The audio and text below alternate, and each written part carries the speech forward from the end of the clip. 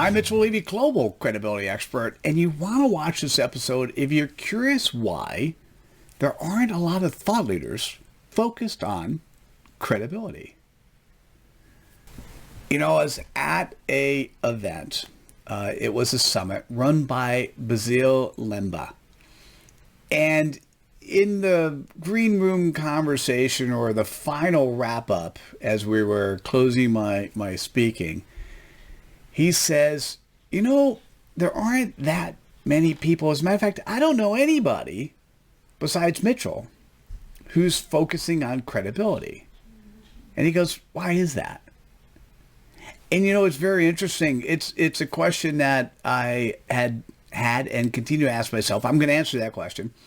And what's really fascinating is we focus on all these other things. And it was really in 2019 when I made a decision to interview 500 thought leaders on credibility. And in that 1 year period between 2019 and 2020, August of 2020 when I finished, that I actually learned a significant amount and ended up getting a life purpose. Now, why am I looking at credibility today? First, it's a life purpose. I'm just going to share it.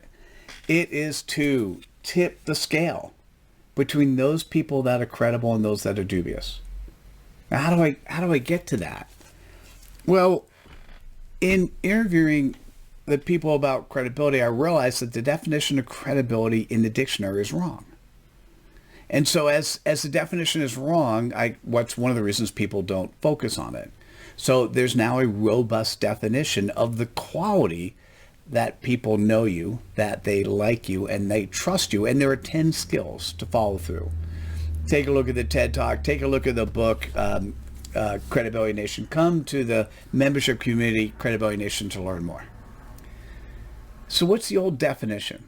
The definition in the dictionary today is the quality in which you are trusted. Now, let me tell you where I think that came from.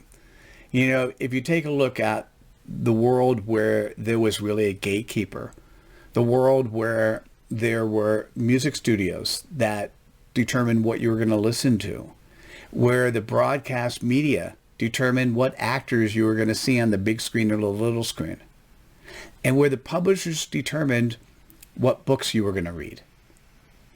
And so if you think about the definition, and let's just take publishers, if you think about the definition of the word credibility being the quality of which you're trusted, this is when the publishers would say to the consuming public, hey, this person, this book that we wrote, this author is credible.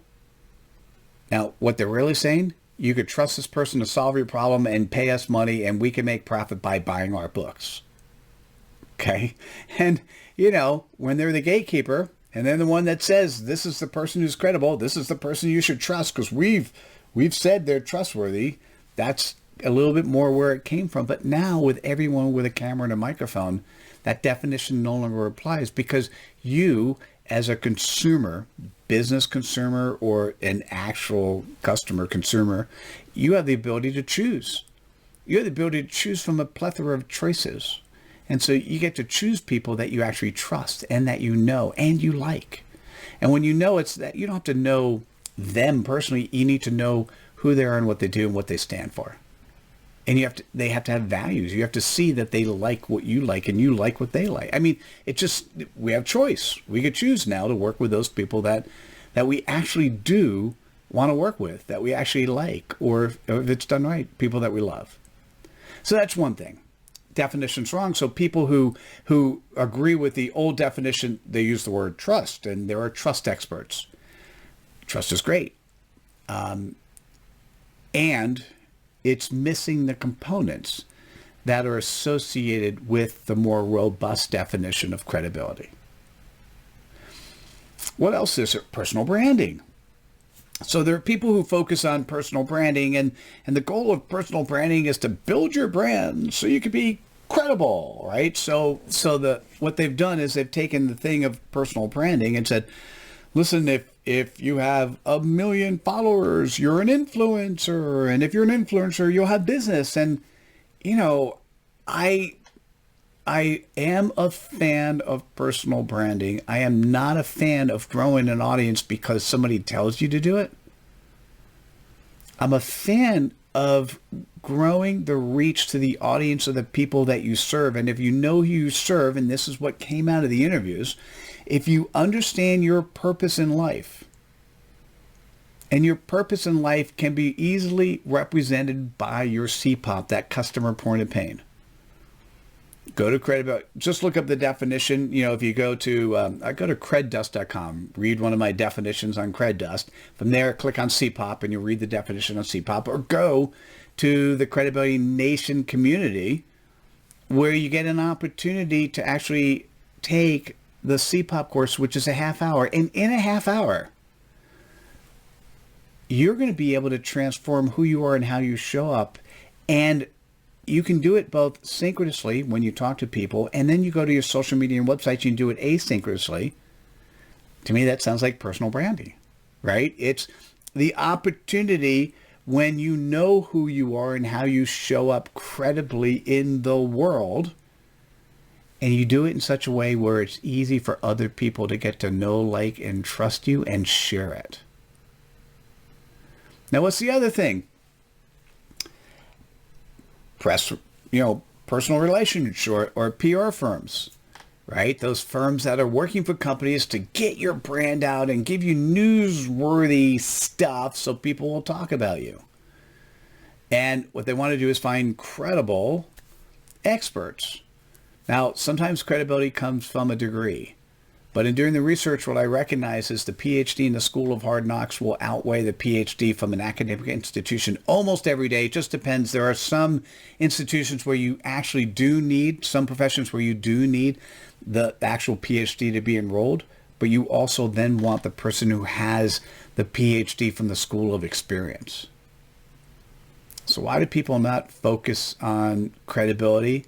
I know I'm hoping now that the definition is being expanded, people see it more, that we end up with more people who are focusing on it, because I truly believe if that we're more credible in who we are and what we do, both in a business state and in a personal life, we will make and bring back our humanity and make it a much better planet to live on.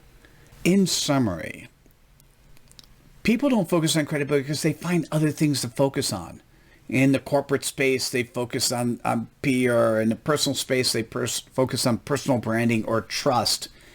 And what I'd like to say is credibility is a much more macro level thought process, and one in which we truly get to trust the entity that they could do the job, they could do what they say they do, that we get to know.